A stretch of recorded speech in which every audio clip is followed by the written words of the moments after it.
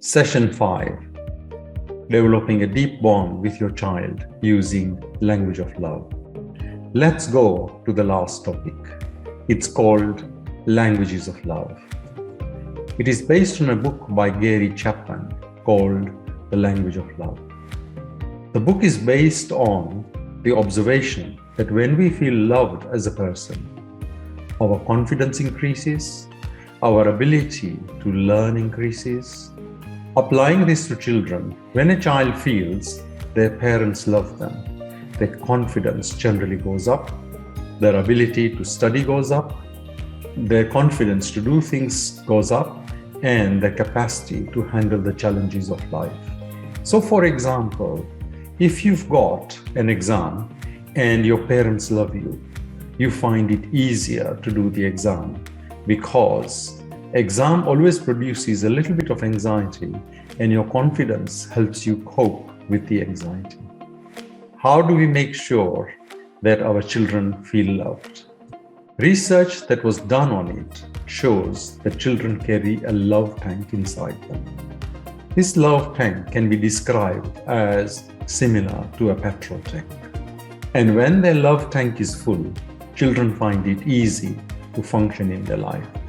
When the love tank is empty, they feel terrible and they will do anything to fill up that tank.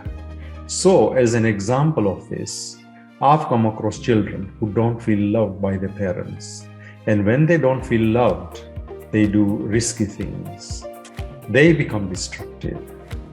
They get drunk, they cut themselves, they try suicide, and very often they do all sorts of things in order to get attention. When you ask parents, they all say, "We love our children." But when you ask children, "Do you feel loved?" a lot of them tell you that they don't feel loved. This is very interesting. And this raises the question, why is it that children don't feel loved when parents tell you that they love their children? And the answer to that is that each child receives love through their language of love. This is also called their primary love language. If the parent does not send their love in the primary language of love that the child uses, then the love sent by the parent is lost in translation. For example, using English and German as metaphors for language, let's say I speak English and you speak German. If I express my love to you in English, you may make out in German he's saying something nice, but you can't feel the love. So it is the same with the child, not receiving the parent's love because it is not sent in the child's primary love language. This means that the love tank remains empty, even if the parent is expressing their love to the child. When the tank doesn't get filled, child's self-esteem begins to go down. Their confidence goes down. Their ability to learn and face challenges of life goes down. Research shows that there are 5 languages of love. Each child is an individual and receives love through their primary language of love. The first language of love is physical touch. In other words, if this is the primary language of love for a child, they will feel loved when they get a hug, they get a high five, they get a kiss, or they play games, physical games like pillow fighting or wrestling.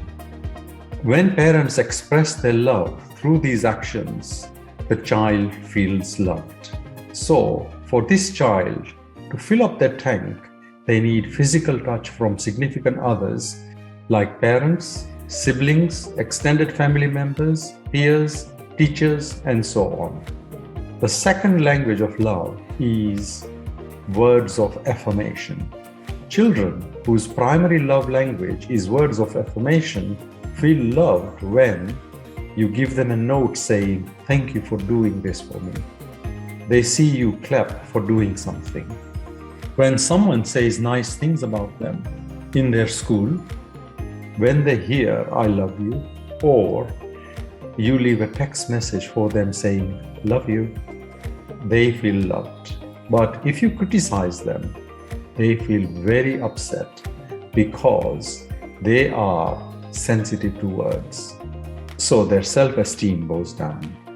So different children are different. For example, if you criticize the person who loves physical touch with words, they can handle it. So that's the second language of love. The third language of love is quality time. For these children, the time you spend with them one-on-one is very important. So for example, if you spend time telling them stories, they love it. They love working alongside with you in the house. They love going out shopping with you or playing games with you.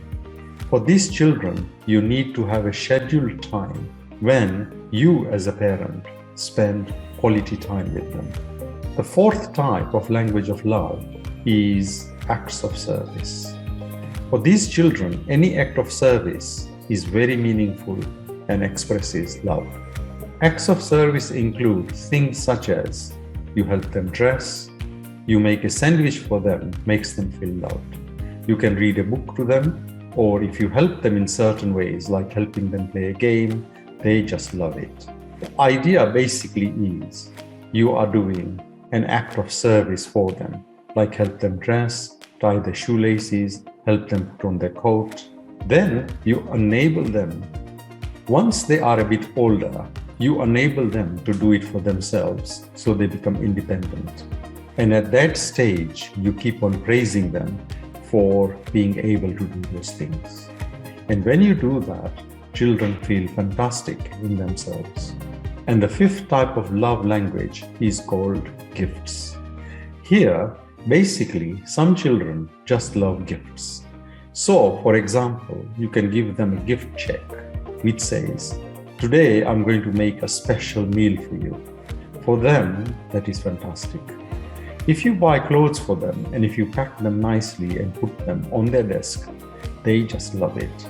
They feel special. The very fact that they just can open it and slowly remove the gift is just delicious and lovely for them. They just enjoy that. Having it as a gift, even if it's an ordinary item, is important. They love it and enjoy it. You may supplement the act of giving gifts with touch or words of affirmation or quality time. The whole idea for them is anything which is a present is a fantastic gift. So each child is different and they have their primary language of love. If you do talk to them using this language, their language of love, they feel loved and that fills up their love tank. When parents communicate with their children in the language of love of the child, they form a bond with them.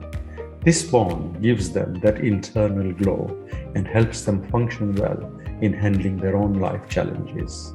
When I speak to parents about language of love, they normally say, "How can I find the language of love for my child?" I share the following research with them. You can't work out your child's language of love before the age of 5. So up to the age of 5, you should be speaking all 5 languages. In other words, give them hugs, give them praise, do acts of service, give them quality time, and give them gifts. But as children become older, after the age of 5, you will start discovering their primary language of love. So the way you discover their language is basically by you observing how the child expresses love to you. For example, if you come home from work and the child automatically starts hugging you, you know the language of love is physical touch. If the child shows you things such as a card they made at school or a picture they drew and want your opinion on them, you know they want appreciation.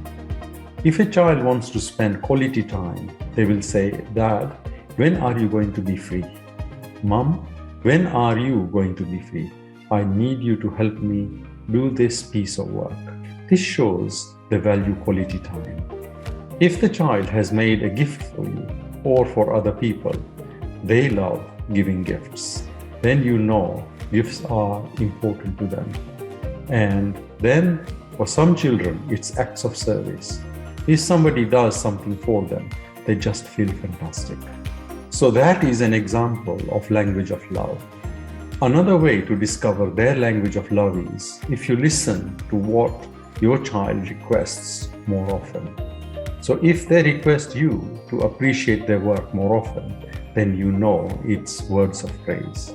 And if you give child options, for example, shall I take you shopping or shall we play a game? If they say, I want to play games together, that is physical touch. And going shopping is wanting quality time. If you've got teenagers and they need physical touch, you need to do it in a more discreet way than, let's say, a 6-year-old, because during teen years, they want to maintain their body privacy. Once you understand your child's language of love, then it becomes easy to fill up their love tank. On our Empowering Parenting course, we go into this in a lot more detail. We show you how you discover language of love of your child and then use it to work through issues of managing challenging behavior and growth of your child. Having said this, let me ask you to subscribe to this YouTube channel by clicking the link below and press the bell icon so you get notified of any new videos we upload.